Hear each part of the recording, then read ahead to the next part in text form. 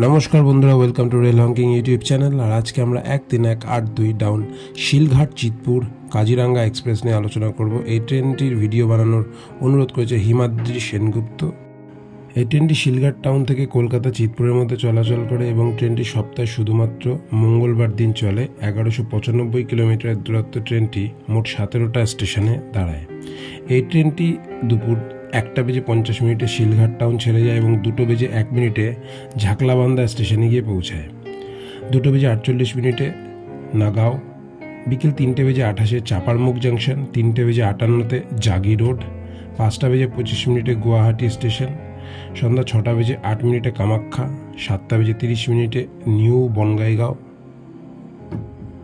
ট্রেনটি রাত্রি 10:15 ফকিরগ্রাম জাংশন, রাত্রি 11:05 নিউ আলিপুরদুয়ার, 11:30 নিউ কোচবিহার এবং রাত্রি 2:15 নিউ জলপাইগুড়ি স্টেশনে গিয়ে পৌঁছায়।